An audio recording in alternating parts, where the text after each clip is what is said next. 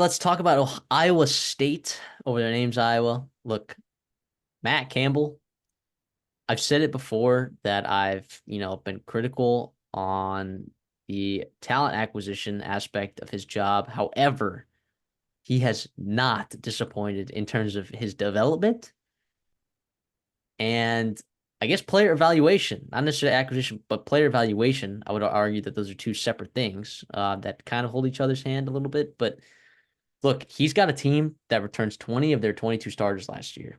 And they were a team that exceeded everyone's expectations last year. Because if you remember, before the 2023 season, you had Hunter Deckers, as well as some other players get caught essentially gambling in college football games. Um, and so those people got suspended and were not able to play for the 2023 season. So you're starting redshirt freshman in Rocco Becht, and you're like, oh my gosh, what's this going to look like? Early on, it looked maybe a little bit rough, but man, that offense really dialed it in late in the season, and they return a ton of talent on that side of the ball. Yeah, it should be an exciting year for them. I think they just returning production in general, right? You were second, I believe, in returning production, which is fantastic. Second offensively at 90% of your production returning, which is super exciting, including your quarterback, including a couple of your top receivers. Obviously, Abu Sama coming in, hoping to take a next step. And we'll get into these position groups here, ranking position groups as we get into this video as well. But it should be a fun year. I think Iowa State, they struggled early, right? They lost, I believe, to a MAC team last year. I want to say it was um, Ohio, right? And yeah, obviously was not pretty. You obviously lose your Cy-Hawk game to Iowa, which you never like to do, and then you got blown out by Oklahoma, and it looked, pretty negative as now look to the year. And then you kind of started playing better. You started running the football. You started obviously Beck kind of took a step in his growth, and that was really good to see. And you're hoping to continue that momentum, from that Kansas State win in Week 13 last year, and just kind of build it into 2024 and beyond. Yeah, so let's talk about this offense. Taylor Mauser comes in, he gets promoted to be the offensive coordinator. Nate Chilas goes off to the NFL to be, I believe, a passing coordinator somewhere.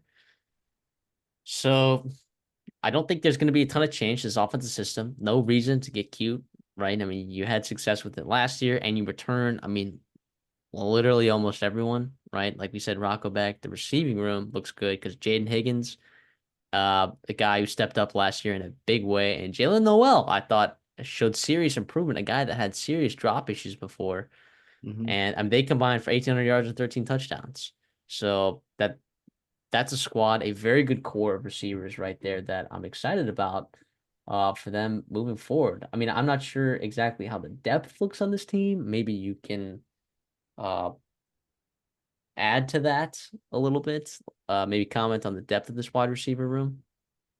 Yeah, I mean, you got a guy you're bringing in Isaiah Alston, right? So to complement, your two 800 plus yard receivers in Jaden Higgins, Jalen Noel. Isaiah Alston's a big kid, 6'4", 195, coming in from Army.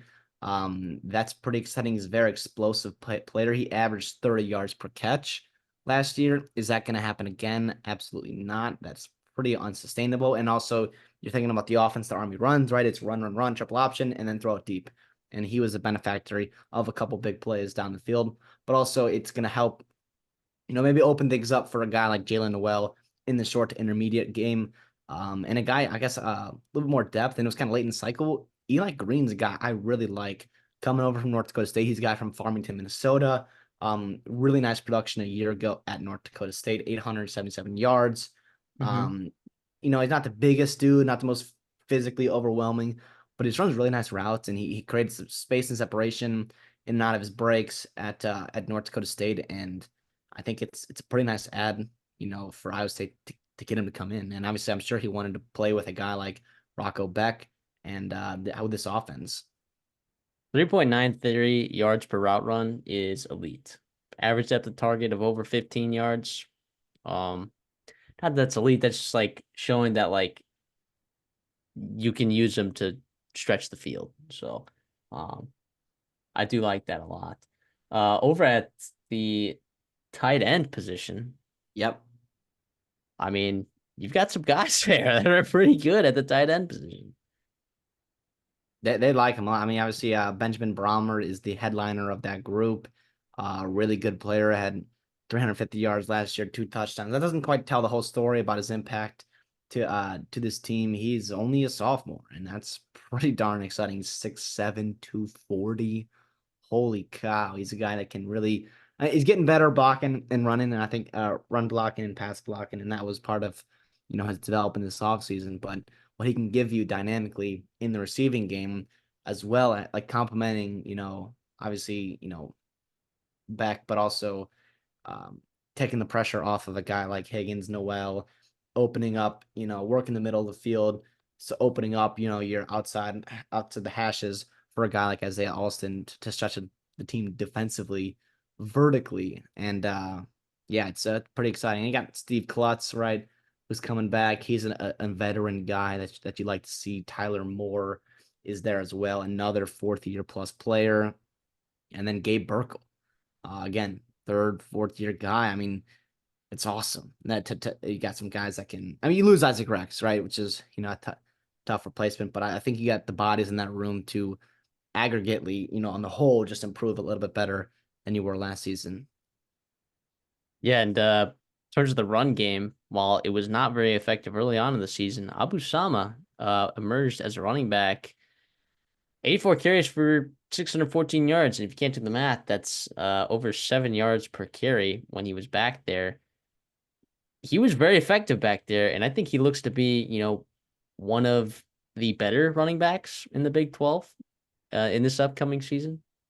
I wouldn't pin him as the best running back in the Big 12, but this is a running back heavy conference, right? Like I think Abu Sama, while he's not one of the best in the Big 12, that means he's still one of the better ones in college football. So Abu Sama is going to look to hopefully kind of add on to that production that he had last year. Um, you bring in a transfer like Jalen Jackson. Um, we'll see how he adds to kind of that room. You lose some folks in that backfield from last year, but I think Abu Sama has a chance to. He'll be getting majority of the carries, and I make no mistake, that is a good thing. So I'm all right with that. Now the depth there, I'm not sure what the drop off is going to look like behind Abu Sama. Uh, but there's some pieces. There are pieces there. I'm not going to comment that the depth there in the running back room is very solid, though. No, I think it's kind of TBD. We'll see how Jalen Jackson transfers to the Big 12 coming over from Eastern Michigan. And then you got a guy like Dylan Lee, young freshman that's coming in, Carson Hannon as well. Carson Hannon, a little bit more receiving back, a little bit more receiving threat, can give you some versatility in that game, which is nice to maybe spell a guy like Abu Sama.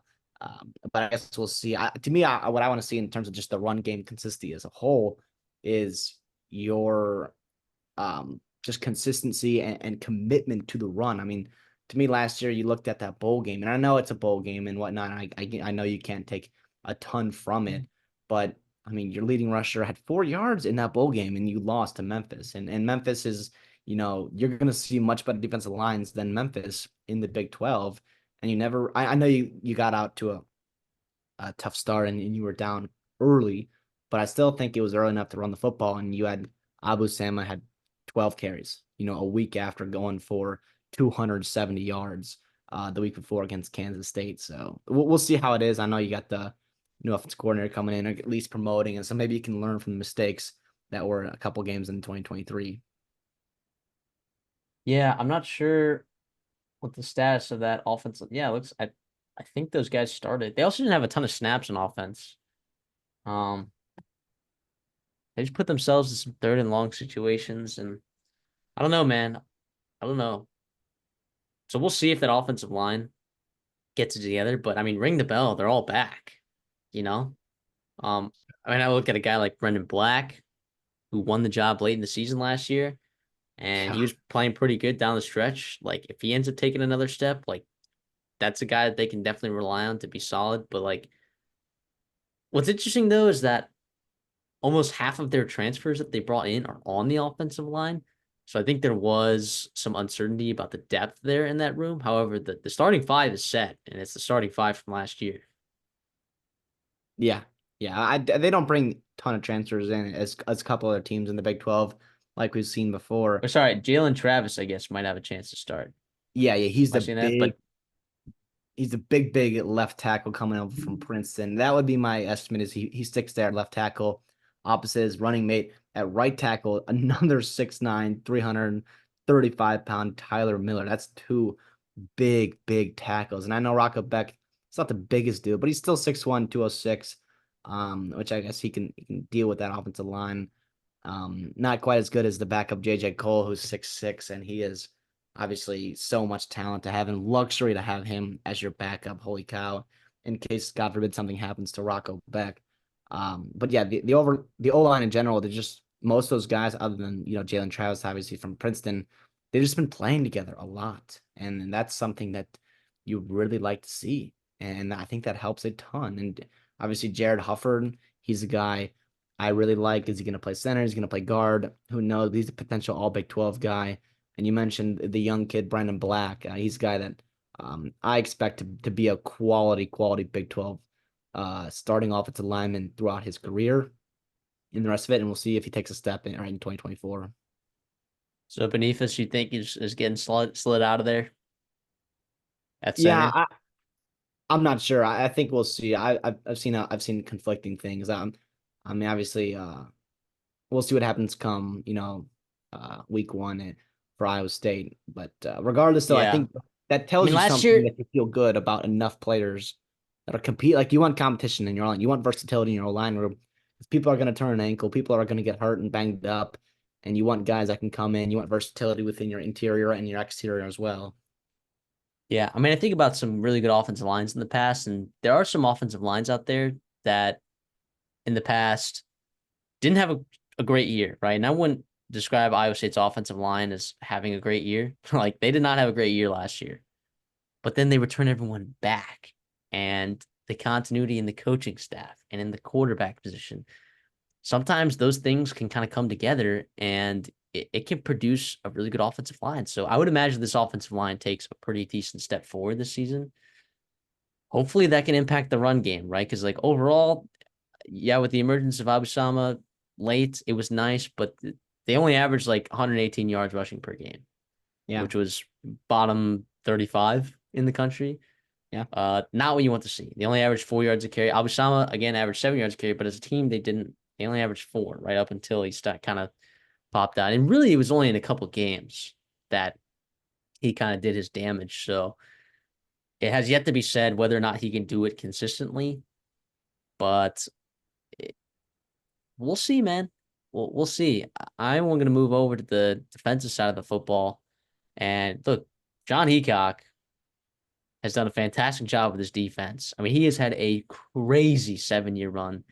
And I like bringing the 3-3-5 right to the Big 12 and kind of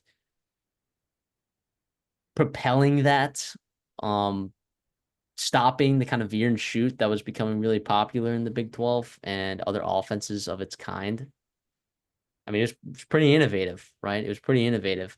But now you see a conference where you have a ton of really good running backs and some good offensive lines and some teams that are going to likely be top 40, top 30 teams in the country in terms of rushing rate, running the ball. Yep. So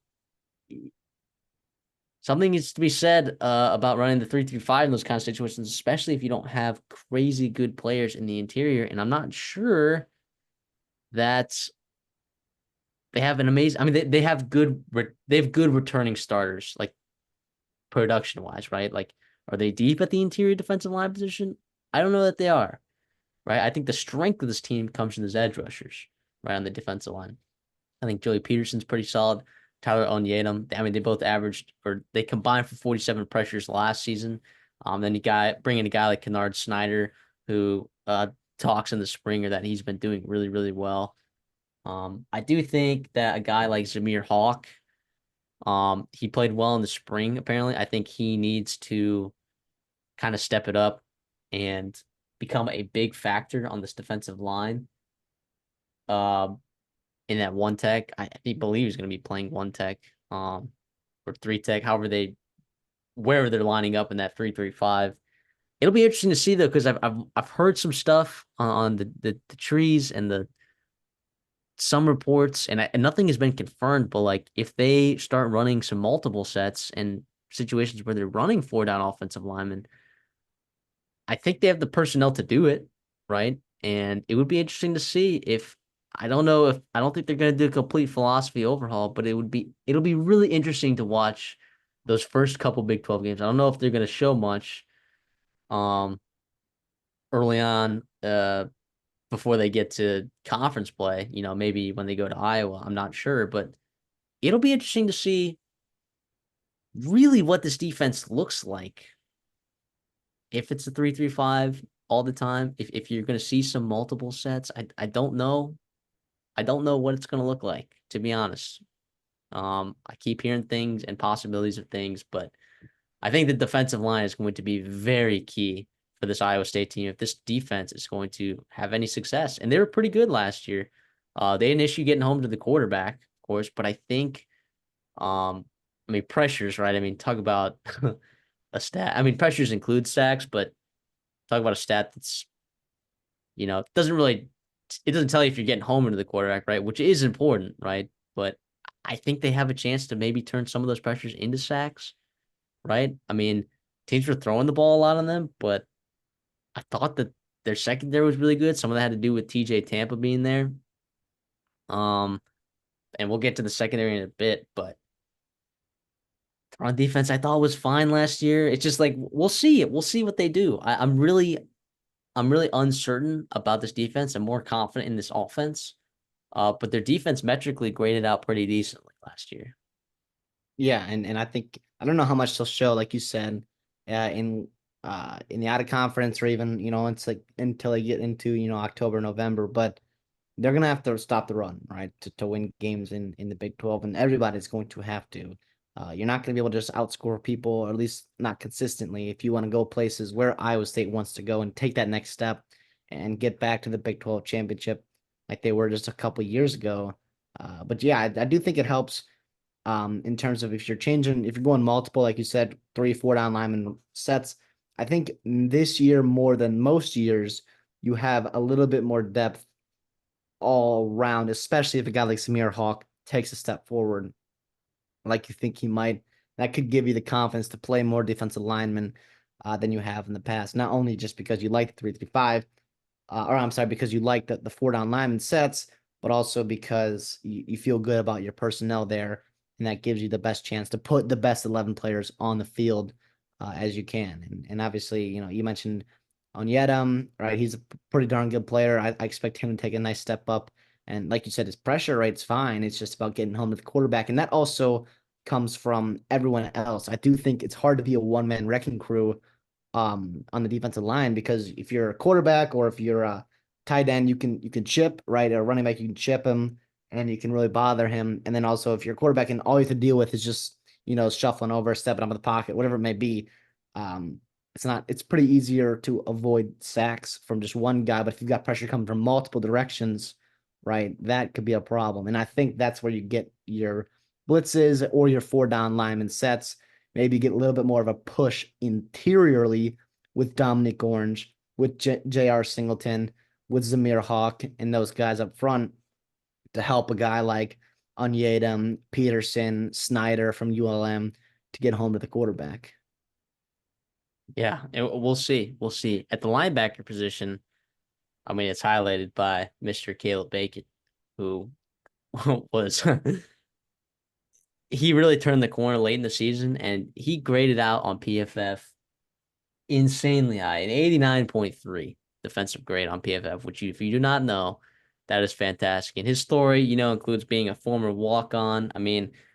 This guy's back again, a guy with a chip on his shoulder, a guy who works really hard, plays that linebacker position really well. He's bound to make another leap, right? So, but those guys at the other linebackers positions, how are we feeling about this linebacker room? I feel pretty good, actually. Me I too. think I think it's the strength of this defense, right? We talked about the D line, the edges being the strength of the D line group. The strength of the overall defense is that second level, with obviously Caleb Bacon returning, Hmm. Jack Sadowski. I think he needs to step up, but I think he will. Will McLaughlin kind of going to play that big nickel hybrid linebacker type role. I guess you're going to kind of throw him in there with your second level players, going to be playing in the box and whatnot. And then even Zachary Lovett, right? Zachary Lovett, Carson Willich, those are Carson Willich. I know the staff's pretty high on him. Those are really nice depth pieces to have, and versatility. And I guess if you're switching to 3-4, 4-3, 3-3-5, whatever it might be, it gives you versatility. If you're going to be more involved, multiple in your defense, not only like I talked about with your defensive linemen, but if you've got bodies in your linebacking core as well that can do different things, can disguise, can blitz, can cover, whatever it may be, that only helps this defense and Heacock, whatever he wants to do defensively. Yeah, that's if, of course, you're more multiple with your defense. Yes. But it still doesn't hurt. You need to have. We talk about this all the time. In a 3-3-5, you need to have fast linebackers and really good defensive line, right? And I do think they check the box with the speed and the talent at the linebacker position for sure. I want to talk about the secondary, right? You had three guys in the secondary last year that were all Big 12 players, right? Yeah, TJ Tampa, yeah, Jeremiah Cooper and Bo Freyler, right? All three of those guys were fantastic. You lose TJ Tampa to the NFL, right? But I mean, your safety group is nice. I mean, you're returning two all Big 12 players. Bo Freyler himself had 107 tackles, Yeah. um, which finished top 10 at his position, right? Behind guys right in that same tiers like Caleb Downs, uh, Dylan Dineman, is that how you say his name for Dylan Purdue? Timon. Yeah, yeah. Hunter Wohler for Wisconsin. Like really elite safeties in college football. He's right in that tier in terms of making tackles in the run game. In the bowl game, he had 10 tackles, solo tackles, which I believe was an Iowa State bowl game record. So um I really like him at that position, right? Of course, Jeremiah Cooper is a stud on his own. We'll see how this cornerback position plays out. I'm not sure who's going to be starting. I know last year you were really high on Drew Sturgis, a walk on, and he did play some last year. And but it looks like he might just be a depth piece, a rotational piece, if you will, on in this cornerback room. Which is really nice. Sturgis started, I think, against Kansas State and Memphis, which is pretty cool. Obviously, he was a guy I was kind of following as a walk on and whatnot. He was doing for that program. Him and Quentin Taylor seem to be the young guys that are backing up, some of your really, really good safety group, like you mentioned. I'll throw another guy in there, Malik Verdon, right? I mean, you're telling me your safety pair, right, with Cooper, obviously, the ball hawk that he is, but Bo Freiler and Verdon, I'm sorry. Bo Filer's 6'2", 220. Malik Verdon, 6'4", 225. I mean, that is awesome. That's that. And you were talking about, can you stop the run? Can you stop the run? Well, maybe we don't need to change our sets. We can just walk one of those guys up in the box and they can really, impact the running game with their size and physicality. And we saw Freyler do that last year with 107 tackles, being really, really impressive. So I like that. Obviously, you mentioned TJ Tampa. In the cornerback room, you got to replace Miles Purchase steps in, looks to step into that alpha cornerback one role. And he kind of got obviously attacked last year. I thought he responded pretty well at times. He's a guy going into his senior year, like this is last year playing for Iowa State. Obviously, I think he has the talent and the ability and experience to play well for them. And he's a guy obviously they're counting on because of the loss of TJ Tampa, and we'll see how it is. And his running mate's probably going to be what Jontez Williams, right? Redshirt Mm-hmm. sophomore. It looks to be those two guys right now, and I guess we'll see what happens depth wise behind them. But if you ask me who I feel good about their starting group, obviously cornerbacks, but I don't know if the depth wise it's a little bit unproven, I guess, but that's fine. I mean, most teams are. We'll see how if it gets to that where they have to play, multiple corners. Yeah, and we've talked about like, oh, will they run multiple sets? I guess what they did to combat the run a little bit last year is, I mean, Bo Freyler, he played 350 snaps in the box, right? That's more than he played at safety. That's more than he played in the slot. Um, So I don't think they have a problem, like you said, walking him down in the box to really impact that run game there. So it'll be really interesting to see. Special teams wise, um, they were really good at special teams wise. This is an interesting team that they don't have a special teams coordinator listed. They still rank 30th in special teams efficiency by ESPN and its metrics, and uh, Tyler Perkins was a big part of that, right? He was 31st in the country in yards per punt last year. In college kickers last year, Case Contreras was not in your bottom tier, right? He's 9 for 12 from 40 plus.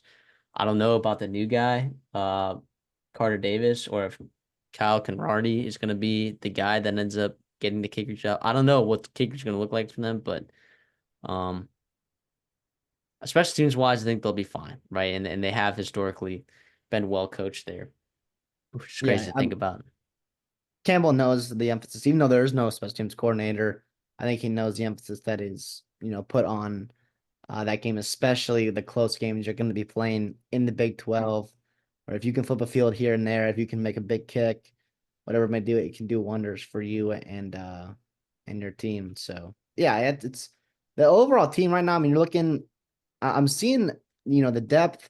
I think it's a little bit unproven, but I think there's reason for optimism, right? In terms of a lot of returning production. Not only do your starters return, but they didn't lose a ton of guys, impact players in the portal in terms of like hurting your depth real bad. So not only do your starters come back with another year of experience, but your depth guys also come back with another year of spring practice and fall camp under their belts as well.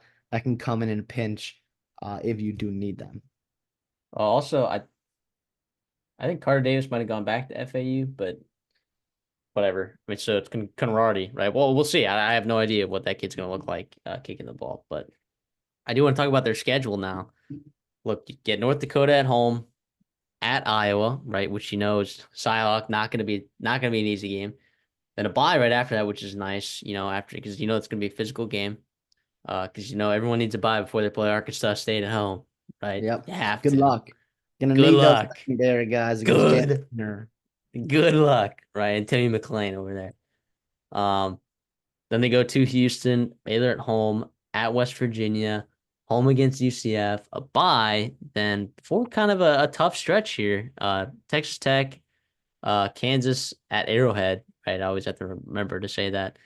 Cincinnati at home, at Utah, at Rice Eccles, and then Kansas State at home over there in Ames. So when I look at the schedule, the win total again or not again, sorry, but it's 7.5. Okay. And for a team that's returning 2022 starters that went 7-5 last year in the regular season, you're like, oh, absolutely. Um, I do look at parts of the schedule though, and I'm like, there's some tough parts about this schedule. And again, the Big 12 is a tough conference to preview because there's so many games week in and week out that are going to be within a touchdown. Yeah, yeah, it's really kind of tough. A lot of coin flip games. Who's gonna win them? It's hard to predict. And it's also like well, I think we're both high in a lot of teams in the Big 12, but the reality is like not everyone can win, right? There's gonna be, 8 teams a week in the Big 12 that are losing games, and who's it gonna be is the hard part, and which games it's gonna be really tough. But I think I do actually like this Iowa State team. I'm gonna go on the over. I really like what they're bringing back. I think the staff is really good. I love Beck, and also it gives me confidence to take the over. Is a guy like JJ Cole behind him? I know he doesn't have a ton of experience, but I love his game. Absolutely, I talked about him a little bit earlier, but that is a luxury to have if you're Iowa State to back up a guy like Rocco Beck with not only the future of your program, right, and JJ Cole, but also a guy that can come in and give you starts, for a couple weeks if you need so. And yeah, I think overall the consistent improvement that I trust is going to take place with all the returning experience coming back and the staff that I really like in peace or the staff in place there gives me confidence to say, let's take this over. Yeah, I'll ride with you. It's actually juice to the under, believe it or not. But yeah, I just think there's too much here to like, right? Not every game is winnable, right? I mean, when I look at the schedule, I'm like, there's about 5 games I'm like pretty much chalking up, right? North Dakota, Arkansas State, I like their matchup against Houston. I like their matchup against Baylor at home. And I like their matchup against Cincinnati because they get them at home, right? That's five that I'm kind of like, all right, I'm very confident that they're going to win that game. Can you win three other games out of um, Iowa, West Virginia, UCF, Texas Tech, Kansas, Utah, and Kansas State, right? Can you win three of those games, right? Can you go 3-4 in those games? I think they can. I think they could do better than that. I think they Well, definitely could do better than that. So, I want to ask you what. So let's just say let's play hypothetical here that we get we're coming into week 13 and 14 and you're Iowa State and you're sitting right there at the top of the conference competing with teams like Utah and Kansas State who you play on the last 2 weeks here. How exciting is that for Iowa State? That obviously obviously you don't want to have to necessarily play teams of that quality, but you're gonna have a chance to play some meaningful November games this year. And Utah obviously coming to conference on the road there in Salt Lake, and then you're hosting Kansas State and Farmageddon coming back to Ames, Iowa, after winning it a year ago. And I think it's pretty cool. I want to ask you what you think about that, and potentially Rocco Beck being able to make a statement. This team making a statement, pushing into the postseason of the Big 12 play. yeah. So when we talk about the 12-team playoff, right, and its effect on the Big Ten and the SEC, the Big Ten and the SEC, you could, I wouldn't say make the argue like it will devalue some of those regular season games, right? Like Ohio State, Michigan end up playing each other, then playing each other next week, right? And then matching up again in the college football playoffs. And then that regular season game, the rivalry game at home, like it's not going to matter as much, right? It really does. It matters to the players, I guess, but it doesn't feel like it matters as much. But whereas in the Big 12, if you're a team like Iowa State, dog, and you got a chance to compete uh, for not only a conference championship, but chance at the college football playoffs, and you don't even have to win every game, like Oklahoma State in this year's format last year would have had a chance to make the college football playoffs, despite having some not great losses. But Terrible. but they made it to the conference championship, and they had that game all of a sudden was very meaningful to them, very and meaningful. It would be very meaningful to other teams too. In the um, there are certain games, right, and like it'd be late season games, for a team like Iowa State that be compete. Like those games, I think start to end up mattering more, right? Which is some of the benefits. So it's kind of a give and take with the 12-team playoff. I think you take away from the Big Ten, the SEC a little bit in terms of the magnitude of those games, but I do think it adds some magnitude in some games for Iowa State down the stretch. And to see Ames competing for a college football playoff, the people in Ames would be going crazy if they had an actual chance. Because I don't think they've ever won. Have they ever won a conference championship ever in their program's history? I don't know if they have. Uh, I'm not too sure. that's I an know it's interesting stat. historically not a successful program. Yeah, I mean, well, at least I don't think they have a Big 12 championship. At least, well, I mean, conference championship games have only been going on for so long, right? But winning the conference, I guess, is a different story. So they've won two conference championships in school history, and those years were in 1911 and 1912. Yep. So it's been Every brother over wins a one. hundred. It's been over 100 years, man. Yeah. They I they can't wanted. believe It's brutal, man. I can't believe that this word is going to be entering the vocabulary of college football fans, but bid stealer. I mean, we've seen that all the time in college basketball coming down to March and conference tournaments, but with the automatic bid, you could have a team, say Iowa State, say hell UCF, right? Or Kansas, or a team where you've got maybe who's on the outside looking in without the automatic bid, but if they get the championship conference championship weekend and they're playing a team who's firmly entrenched in the playoffs in their own right, like Utah or Kansas State may be, and you win that game, not only does that other team that lost, the runner-ups, make it, obviously as a lower seed, but make it, but you also jump everybody else, and you're an automatic bid there. And some at-large team in the Big 12 or in the Big 10, the SEC, they're on the outside looking in. And that's kind of wild to see. Obviously, it's all hypothetical. We'll see what happens come November and December, right? But it's exciting to think about.